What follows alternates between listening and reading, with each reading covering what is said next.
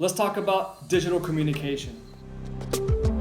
Hey, what's up guys? My name is Dan. Welcome to my YouTube channel. Now normally I like to talk about languages and the polyglot journey, but in this video I want to focus more on technology. And of course communication is going to be at the core of most of my content here on YouTube. I want to branch out and try some different things, but stick with me because there is a connection.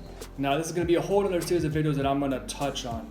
And I'm going to feel like the polyglot journey and this digital communication are going to be parallel. They're going to go hand in hand, but we'll see how things develop. Now in this video, I just want to get this video out there. I've got so many ideas in my head. I just want to talk about two talking points. The first talking point is that the world is now more connected than ever before. The second talking point is that communicating digitally, like how we're doing right now, through screens, through mobile devices, through computers, is going to not only dominate, but also evolve in that direction. First talking point, the world is more connected than ever before. I think it's amazing how now, after 2020, after the pandemic started, we are now more apt to do video calls. We're more apt to do video conferences. And maybe because of logistics or infrastructure, because we have to do it for work or school, or maybe because we have to do it because we're not able to actually go out, whatever the reason, we're more apt to do it. Now in my case, I welcomed this change immensely. In fact, I remember hearing about Zoom just before the pandemic started. And I remember thinking to myself, you know what, I'm gonna download this app and I'm gonna try it out because video conferencing, it's nothing new. You guys remember Skype? And of course, I remember WhatsApp. For me, WhatsApp introduced me to the concept of being able to speak to people from other countries just like normal. No calling cards, no big obstacles to overcome. Just from your phone, send messages. And that was way before the audio messages and the video calls. So now technology has advanced and developed to a great level.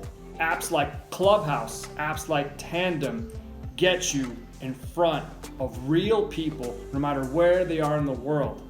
And now here comes the connection with the polyglot journey, the language barriers, the cultural barriers. So now even though most of us are either learning English or have an advanced level of English, that language for now is what's connecting all these different cultures. That, coupled with the technology that actually brings people, us 90s kids, we know what it's like to go into those old AOL chat rooms, and it was just nothing but text. You guys remember 19M and location, like age, gender, and location. You guys remember that stuff? And that's all you had. There were no profile pictures. It was just a screen name. Now, thanks to social media and how that all developed with profile pictures and names and this and that, there's more confidence that we're speaking to a real person and then that person is who they say they are. Guys, second talking point. So this mode of communication, this digital way of communication in front of a screen, a mobile device, Zoom, WhatsApp, Tandem, Clubhouse, etc., is not only going to dominate, but it's going to evolve and fast. Now stick with me here, guys. Now first of all, let me just go ahead before I continue and say that I am still a huge fan of the face-to-face, of the handshake, of the hug, and for those of us in Latin America, of the, kiss on the cheek, human contact, physical presence. Still a huge fan of that. And I would love going to a bar, sitting down, being surrounded by people, feeling the environment. And as much as I like it, all of us now know that because of the pandemic, because of these restrictions, because of the precautions that we have to take, it's not something that we could just easily jump into as it was before 2020. All right, that being said, I want to give one more example. Once again, 90s kids like me are gonna understand this much easier. Hopefully everyone does. You guys remember the typewriter?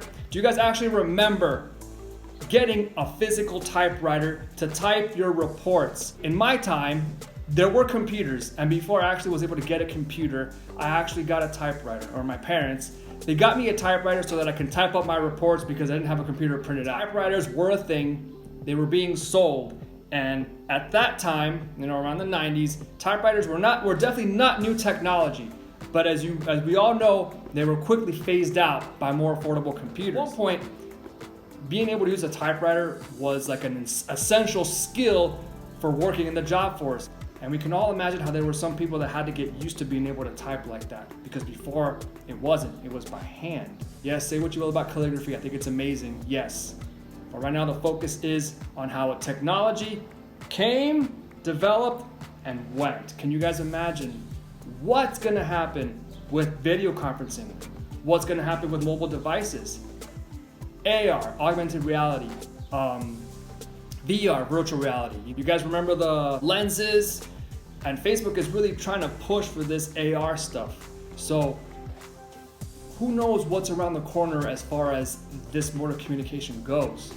So right now, being able to look through a screen or type to someone could be what's popular now. Going forward, what are we gonna have? So the point in all this is saying that it will be really good for us to start getting really comfortable, or at least being able to stay up to date with this technology. It's going to change fast, and I'm gonna love talking about that stuff here in this channel. If you guys have contact with me, whether it's in the comments or in direct message, you guys see anything about this kind of stuff, like the metaverse, for example.